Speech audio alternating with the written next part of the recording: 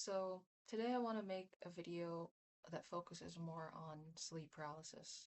And I know that the last video I made, I kind of focused on that some, but in this video I wanted to really focus on it and just my experiences, um, and just uh, and just talk about a few experiences that I've had that I think kind of go against the regular norm of sleep paralysis, um, and that are very like specific to my own experiences.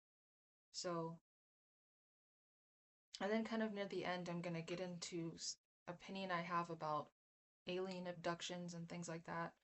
Um, so, and just as a forewarning, like I don't think that all alien abductions are necessarily not real, but I think something that always goes off in my head when I'm listening to an alien abduction story, if it starts with "I was in my bed," it's an instant no for me. Instantly, you were having sleep paralysis, and I'm going to explain why and what that might have looked like through my own experiences. So, I've been getting sleep paralysis. Oops, what was that? Anyway, I've been getting sleep paralysis for as long as I can remember, ever since I was like 5, probably. And just to give it back some background about that, when I first started getting it, I was really confused what was happening. I would try to tell my mom, and she just either didn't really care or she just didn't get it. She thought it was just nightmares.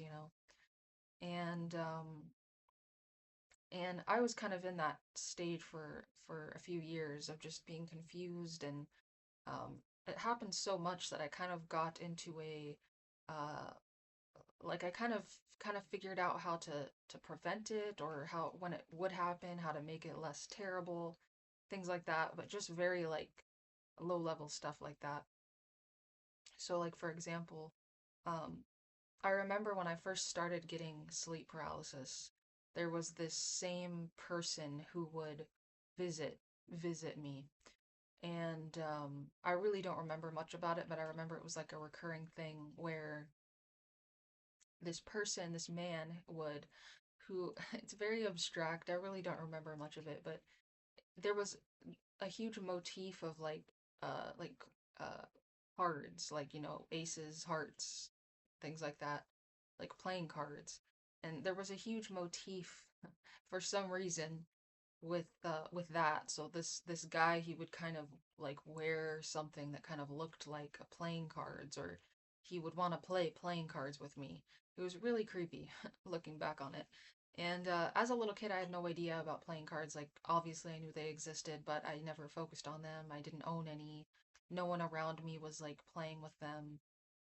So I don't really know where that came from, but for whatever reason, that's like the earliest I can recollect. Just a man kind of taunting me, and it was almost like you can wake up from the sleep paralysis if you beat me in a card game type of thing. And so fairly creepy, starting off there. And I would try to tell my mom these things, and she wouldn't really care. I mean, she would think they were just nightmares, that a kid would have. And to be fair, I mean, she's not wrong. It wasn't obviously any cause for concern. People get sleep paralysis, but as a kid, it definitely would have been very relieving to hear that I wasn't going crazy, or that I wasn't sick or something. But moving on in the years, it evolved into more of like way more complex kind of things, and way more scary. Um, I remember eventually, after getting it enough, where I was probably like 9 or 10, um, I went on the family computer and I kind of just researched about the symptoms, and sleep paralysis was the first thing that came up. And I just remember feeling like very shocked, like, oh my goodness, like what I've been experiencing for all these years is actually a real thing, and other people get it too. And I remember like the first sentence that it said on, I think Wikipedia I was reading, or something. Um, it said like most everyone will get sleep paralysis at least one time in their life, and that just kind of stuck through me through the years. And I've come to realize that I don't think that's true. I don't think I've never met another person that's had sleep paralysis, and I've asked several people, and everyone just looks at me like I'm crazy. Um, but I know obviously for a fact a lot of people do get sleep paralysis. I just don't know anyone that has. Um, but moving on. So let me think. What's the first story that I want to share that's really crazy? Well, I don't remember any specific crazy ones that happened when I was that young, but I do remember several crazy ones when I got a little older, maybe like 12 and up, that I started getting. And there's one that really sticks out to me, and this was actually probably when I was like 15 or 16, and I was laying in my bed, of course. I was laying on my right side, and that's kind of interesting to me too because whenever you read about sleep paralysis, it's really largely like a back sleeper thing. Like, um, as far as my knowledge about it goes, and I haven't researched it super thoroughly, but on and off throughout the years, of course, I've researched it some, like the actual science behind it. And when you're sleeping on your back, you're paralyzed if you're actually asleep. And this is so you don't act out your dreams and hurt yourself. And there's a liquid that forms that like accumulates and pools in your spinal cord, um, that paralyzes you. And it can really only pool there if you're laying on your back. I don't know if that's necessarily true, but that's just what I remember reading. So it's always been really interesting to me that I've gotten sleep paralysis on my side, on my back, you name it. And so yeah, that's always been kind of interesting to me how it doesn't seem to uh, impact be impacted by the way that you're sleeping.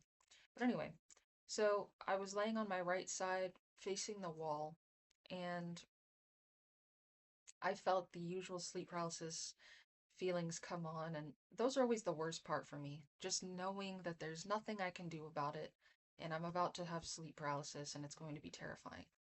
And there's all kinds of physical and uh, auditory hallucinations and stuff that happen during that time. So I would say the worst part is the physical sensations. I always get this like really intense, like tickling sensation all over my body. It's like it feels like I'm being electrocuted. It's very vibrational. It's very physical feeling. It feels like I'm laying on like an extremely powerful washing machine or dryer or something. And not in a good way, by the way. For any like weirdos that think that that's like a something that would feel good. It really doesn't. It's extremely, extremely intense, painful, I would say. And it kind of comes in waves for me. Like it comes in like crescendos, like and I feel when it's about to get really bad, and then it gets really bad for a couple seconds to the point where I just like can't do anything other than just wince, really. Like it's just really terrible. And along with that, there's audio kind of things. So for me, I mainly get like a vibrational kind of sound, like an energy sound, and sometimes I I really like don't have like any very specific memories of sounds, but I know that there's definitely sounds and they never stop throughout the whole experience, and for me they kind of remain the same. And it's just like background sound, like static is the best way I can describe it. And it's really hard to describe. It's really more of a feeling, but I really do think that there's actually a sound in my head that's playing. And so I was getting these, sensations when I was on my side facing the wall, and then I hear someone's voice. I hear a man's voice, and this is pretty rare. I don't often hear people talking when I have sleep paralysis. In fact, this is like one of the only, this was a true sleep paralysis. So like I'll get into that later too. Like sometimes I have a sleep paralysis kind of thing where it's kind of like morphed with a dream. And I was talking about that in my last video. And I think a lot of that is I'll get to that later too about the alien abduction stuff. Sleep paralysis is not it's not a set in stone black and white thing. There's all sorts of weird versions of it that people don't really talk about, and the research papers and the documentation or whatever that you read about sleep paralysis, they don't mention these things, but I'm going to mention them. So this was a true sleep paralysis in the sense that I really was in my room. If I opened my eyes, I would see my wall. I was laying in my bed. I was definitely present, and not dreaming and not in like a dream world. And of course I was fully conscious. And so yeah, I hear this man's voice, and it's coming from behind me, probably like a few feet behind me, and he's saying my name and my full name. So at that point, the only people that would have called me that is teachers in school, but everyone else just called me my nickname. And I'm not gonna say my full name, but it's kind of it's kind of long and professional sounding, so it was just very jarring to hear that name said. And it was a man, and he just said my name, and then he would say my name again a few seconds later, and it kind of went on like that. He kept repeating my name, and there was probably like 5 to 10 seconds in between each time he would say my name. And at first, his voice was kind of calm, and there wasn't any like intense emotion behind it or anything. He just said my name, just to say it. And he did that several times. And then I was just ignoring him. But when I first heard him say my name, I was very surprised because, like I said, I'd never experienced anything like that before. And just, it was very just shocking to hear someone say my name. Like, I don't know how else to describe it. And I really couldn't believe that was happening, honestly. But it was extremely terrifying, and I kind of just had to remind myself, like, this is just sleep paralysis. And something I still do to this day is I try to think about either school or work nowadays to distract myself, because school and work is something that's very like it's obviously extremely stressful sometimes, but it's not stressful or scary in the same way that um, really anything else is. It's very distracting to think if you really start thinking about like your assignments that you have due, or it's very like not scary in that kind of sense. So for some reason my mind's always gravitated to thinking about those kind of things um, during those moments. And so I was thinking about that, just trying to distract myself and kind of just like counting down the minutes. Like, when is this going to be over? I was very conscious about how long it was lasting, and sometimes it's like that. And of course, I was also trying to wake myself up. I try to like wiggle my toes, or sometimes I can like willpower my way out of it. Like, I can like somehow mentally just like get over it. It's kind of hard to explain, but anyways, so this man kept saying my voice, and it got to the point where he was saying it like more aggressively. And so he said my name more aggressively, like he really, really wanted me to look at him, like he was beckoning me to look at him. And he was getting like angry, is what it felt like. And he was just saying my name louder and with more, like with more inflection. And that was pretty scary because I was kind of thinking, like, where is this gonna go? Like, what's he gonna do? And so eventually, after he keeps saying my name like that, he said it one more time, really angrily, and then I felt this like sensation on my lower back, and I knew it was a gunshot. Like, I knew that he shot me, and obviously he didn't really shoot me, but that's what it felt like. And I heard a gunshot, and I also felt, I don't know if it was pain, it was more like a very intense pressure on a very specific part of my lower spine or my lower back. And it was very stunning. Like, oh my God, what just happened to me?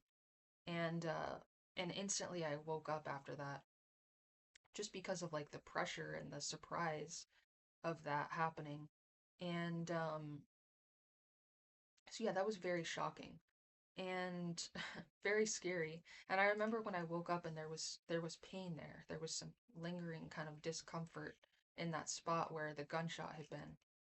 And that's pretty much that story, and that's definitely one of the weirdest sleep paralysis sensations I've ever had, because it it really kind of went against a lot of what I've heard about sleep paralysis being like.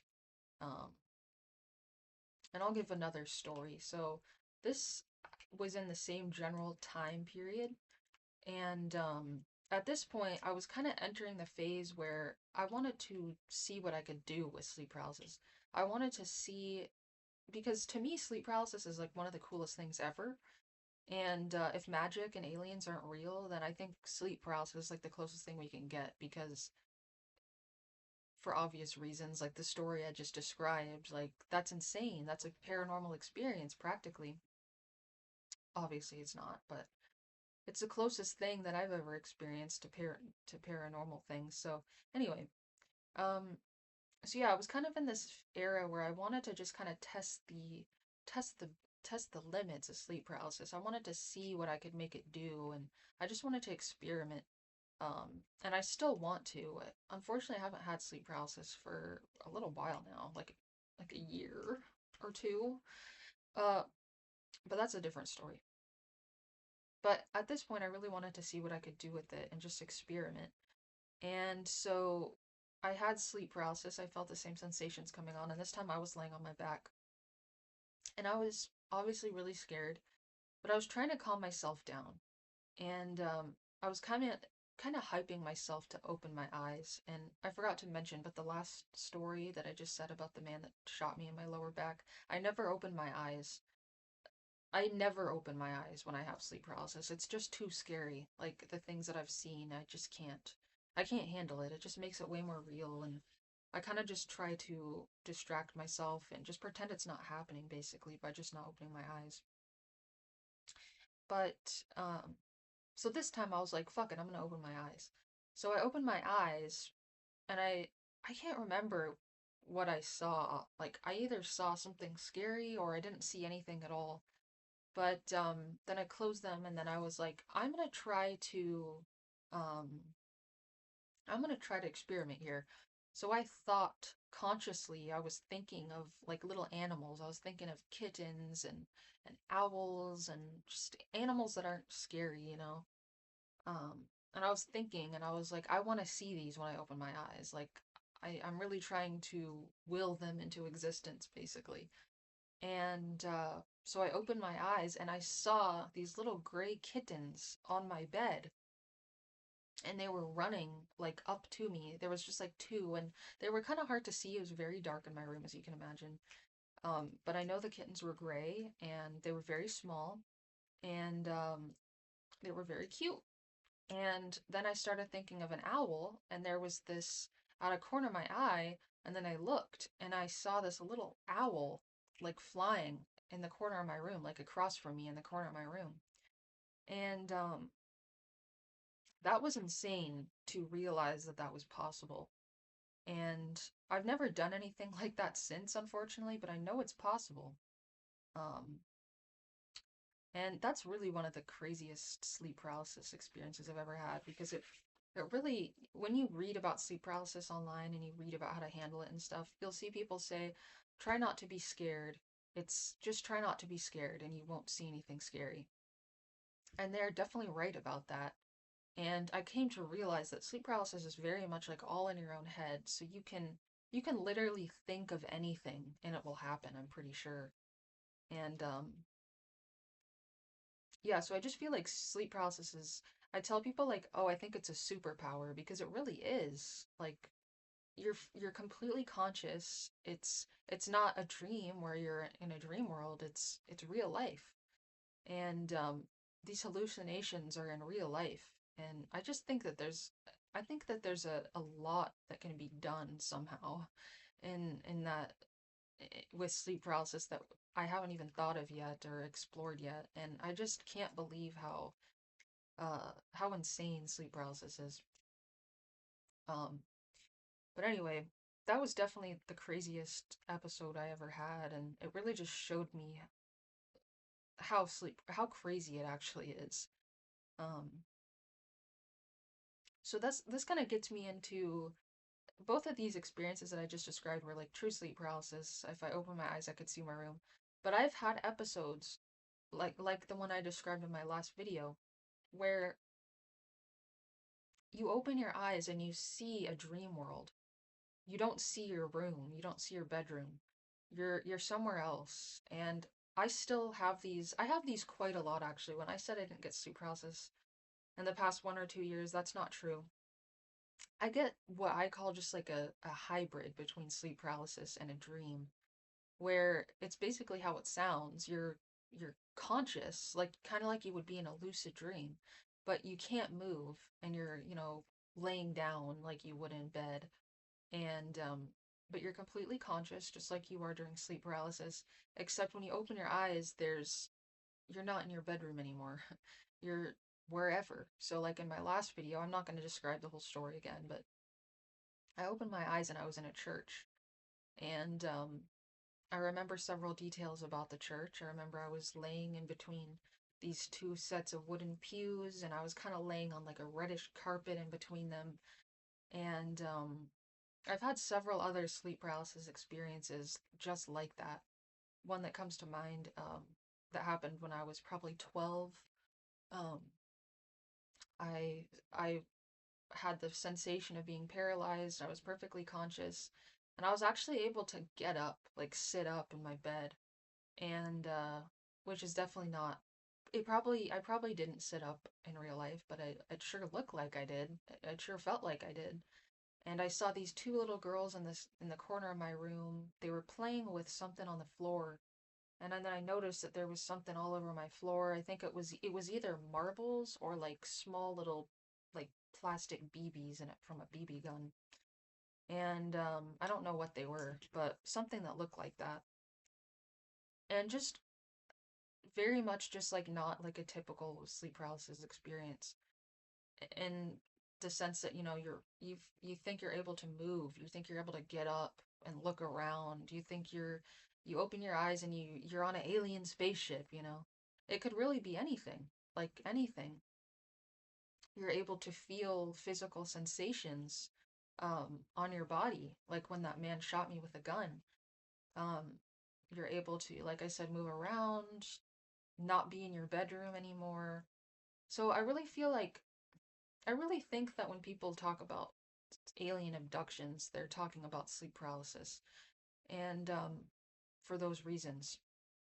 Just because, like I said, when you look up sleep paralysis online, you almost always just see, even if you do a deep dive, and I've done several deep dives. I did a deep dive the other day on sleep paralysis, like reading like an actual research paper on a research website.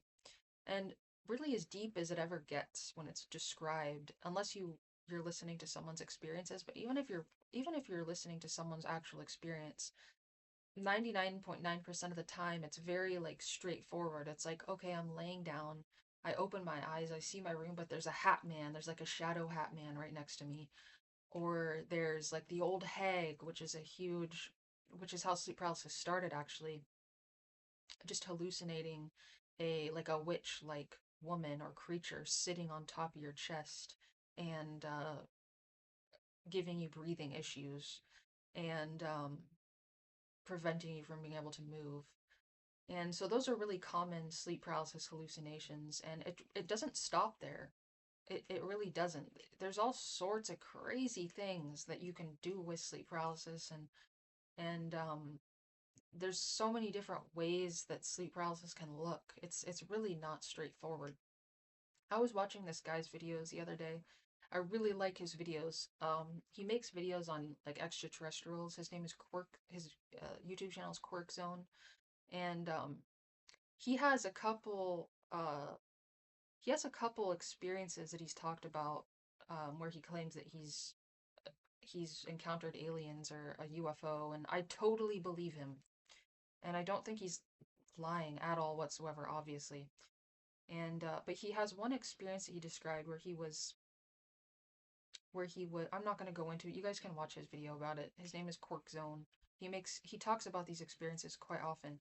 But he has one where he had sleep paralysis, or where I think he had sleep paralysis. He was laying down with a blanket kind of over his head, over his face, and he saw like an alien hand, which he assumed was an alien hand. He didn't have any other explanation for it. And it was like three fingers, kind of like he could see the shadow of it, like coming down and away through this blanket. And he also described hearing sounds like the intense kind of vibrational, like energetic sounds that I also get when I have sleep paralysis. And however, he described a couple things that don't sound like the textbook sleep paralysis. So, for example, he claims that he was able to kind of move his head and look like under the blanket. He must have thought that he moved the blanket or somehow moved his neck enough to like look, because he claims that he did something like that and was able to look at his brother across the room in his own bed. And Some movement I think is probably possible with sleep paralysis, but nothing more than lifting a finger or blinking your eyes or maybe slightly moving your head around like that. Anything else other than that, I really don't think is possible, but maybe it is. But he talked about doing that, and he also talked about how he was like like very aware of how like a lot of time was passing, like 20 minutes, and he didn't really have anything else to do other than pray. He said it got to a point where he just started praying nonstop because he was so terrified. And and he even addressed the people saying that it was just sleep paralysis. He said it wasn't sleep paralysis. I know what sleep paralysis is like, and it wasn't that. And I just really think that that was sleep paralysis, what he experienced. I don't think anything that he described, in fact, is like, to me, it's like the perfect sleep paralysis experience. Like, I've had experiences just like that, where it really felt like I was moving. And again, like, I don't know for sure if I really sat up that one time, but I don't know what it is. It's like a dream or a sleep paralysis hybrid kind of thing. Um, but I have no doubt that he was perfectly conscious and he really did see something outside of his blanket, but I really just think it was sleep paralysis. It was just a hallucination. And he has another couple few stories that are like genuinely unexplainable and genuinely like he genuinely saw a UFO. So I 100% believe him. And there's something going on there for sure, but I just think that one experience that he talks about a lot, I just really think it's sleep paralysis. And it's kind of sad to think to say that because the things that people experience when they have sleep paralysis, like these alien abductions, it really like kind of breaks my heart just to sum them all up to sleep paralysis. But I really do think that's what it is. Because I've had experiences just like that, and I've never seen an alien. I've never seen an alien. But I've had experiences that are very similar to these alien abduction stories. So yeah, that's kind of just the point that I wanted to make. Just kind of tying in the alien abductions to my own experience with sleep paralysis. Although I haven't seen an alien or a UFO, um, I I've seen other things. I've seen plenty of monsters, plenty of bad guys. So yeah. Is there any other crazy sleep paralysis stories that I want to talk about? I don't think so.